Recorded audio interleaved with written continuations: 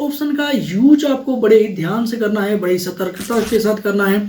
अब ऐसा नहीं है कि ये ऑप्शन ईपीएफओ ने प्रोवाइड कर दिया है तो धड़ल्ले से आप अपना रिक्वेस्ट लगा लो। रिस्क ही नहीं लेना ना, रिस्क क्यों लेना है? ऐसा पड़ा हुआ है क्या मैं करेंट कंपनी में करेक्शन कराऊं या ना कराऊं।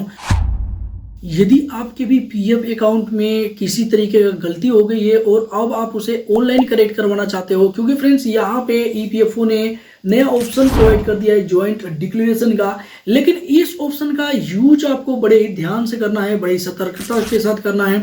अब ऐसा नहीं है कि ये ऑप्शन ईपीएफओ ने प्रोवाइड कर दिया है तो धड़ल्ले से आप अपना रिक्वेस्ट लगा लो। देखिए, रिक्वेस्ट लगाने से पहले आपको सबसे पहले काम ये करना है कि आपको अपनी सर्विस हिस्ट्री चेक कर लेना है कि ये जो सर्विस हिस्ट्री है इसमें कितने कंपनियों का पैसा है। देखिए फ्रेंड्स, हालांकि ये जो ऑप्शन ईपीएफओ ने प्रोवाइड किया है तो जैसे कि लास्ट वीडियो में भी हमने काफी डिटेल्स में जाना था कि इस ऑप्शन का यूज करके आप ये 11 टाइप के करेक्शन कर सकते हो। देखिए, जो कि 14 नंबर पेज पे दिया हुआ है एसओपी के, देखिए ये 11 टाइप के करेक्शन आप करवा सकते हैं।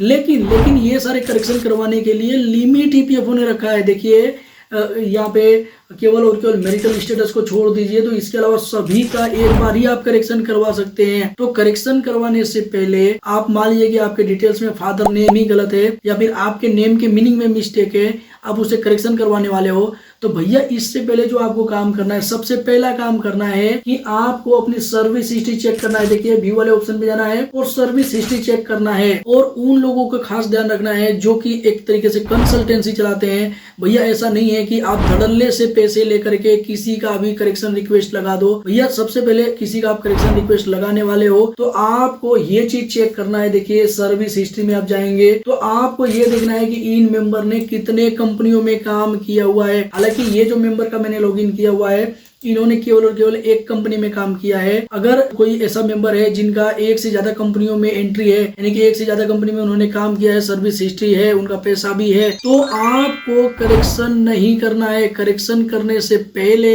आपको इनके पुराने सभी कंपनियों का पैसा नए वाले कंपनी में ट्रांसफर कर लेना है। ट्रांसफर करना बहुत ही आसान है। ऑनलाइन सर्विसेज में जाएंगे और 1 member 1 EPF account transfer request लगा करके पिछले सभी कंपनियों का पैसा ट्रांसफर कर सकते हैं। हालांकि ट्रांसफर करने के लिए आपको पिछली कंपनियों में डेट ऑफ एग्जिट होना जरूरी होता है, तो डेट ऑफ एग्जिट भी ऑनलाइन ही आप कर सकते हैं। जैसे मैनेज वाले ऑप्शन में जाएंगे और यहाँ पे मार्क एग्जिट का ऑप्शन देखने को मिल जाता है। अब हालांकि इन सभी पे मैंने डिटेल वीडियो ऑलरेडी बनाया हुआ है तो इस वीडियो में इसके बारे में बात नहीं करेंगे, अन्यथा ये वीडियो ज्यादा लेंथी हो जाएगी।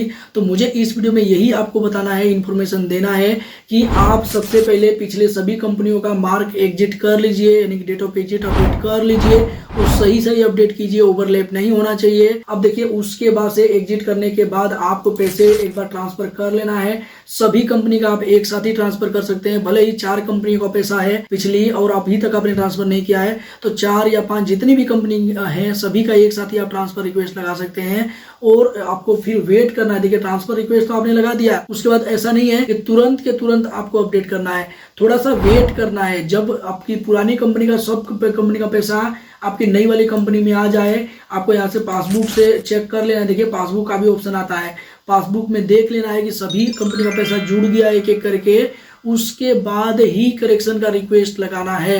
अन्यथा फ्रेंड्स, यहाँ पे अगर आप करेक्शन का रिक्वेस्ट लगा देते हैं तो भैया जिस भी कंपनी में आप करेक्शन करवा लेंगे बाद में इस कंपनी में तो करेक्ट हो जाएगा। पिछली अगर कंपनी में जिसमें पैसा है आपका भारी भरकम पैसा है और उसमें आपका नेम मिसमैच है, फादर नेम मिसमैच है, तो भैया कभी कभी पैसे ट्रांसफर होते ही नहीं है। हालांकि कई बार ऐसे काफी लोगों का हुआ है कि फादर नेम मिसमैच है फिर भी पुरानी कंपनी का पैसा नई वाली में ट्रांसफर हो गया है, जिसका डिटेल वीडियो तो मैंने लाइव प्रूफ के साथ बनाया हुआ ही है, वो वीडियो भी आप चेकआउट कर सकते हैं। लेकिन आपको रिस्क ही नहीं लेना ना, रिस्क क्यों लेना है? अभी तक अगर आपका करेक्शन नहीं हुआ था तो थोड़ी दिन और रुक जाओ, करेक्शन बाद में कर लेना। पहले पुरानी कंपनी का जो पैसा है वो पहले फुल एंड फाइनल तो कर लो, यानी कि करेंट वाली में ट्रांसफर तो कर लो, अन्यथा आपका फिर खामोखा पैसा फंस जाएगा तो आपको बहुत ज्यादा भाग दौड़ भी करना पड़ सकता है। अब भैया ईपीएफओ ने यहाँ पे लिमिट दिया है तो लिमिट को बढ़ाएगा तो है नहीं आपके लिए। देखिए, जैसे कि मान लीजिए कि आपने मेंबर का नेम करेक्ट कर लिया है तो अब आपको करना क्या पड़ेगा कि यहाँ पे करेंट वाली में अगर आपने मेंबर नेम गलत था तो ठीक कर लिया है,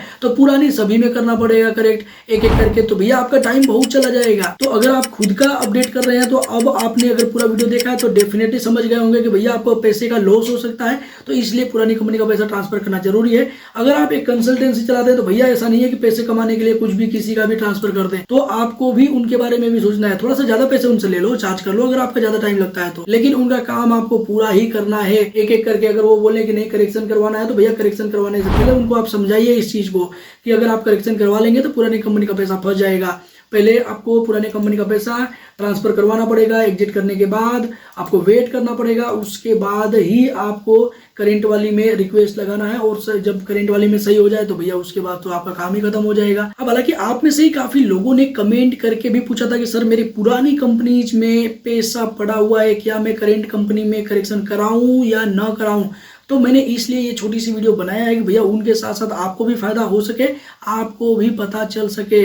अब फ्रेंड्स हालांकि इन सभी टॉपिक्स पे मैंने डिटेल्स में वीडियो कवर किया है, बनाया हुआ है कि किस तरीके से ये सारे करेक्शन करवाने हैं, क्या क्या आपको एरर का सामना करना पड़ेगा, उस एरर का सोल्यूशन क्या है और ये कितने दिन में आपका करेक्शन हो जाएगा और उसमें क्या क्या कुछ डॉक्यूमेंट्स लगने वाले हैं, अगर डॉक्यूमेंट नहीं है तो आपको क्या करने हैं, तो वो वाली वीडियो भी चेकआउट कर सकते हैं। हालांकि इस वीडियो को आप अपने दोस्त मित्रों के साथ फ्री ऑफ कॉस्ट किसी प्लेटफॉर्म पर शेयर कर सकते हैं जिससे उनकी भी सहायता हो सकती है। इसी के साथ मिलते हैं किसी नेक्स्ट इन्फॉर्मेटिव वीडियो में, तब तक के लिए जय हिंद, जय भारत, वंदे मातरम।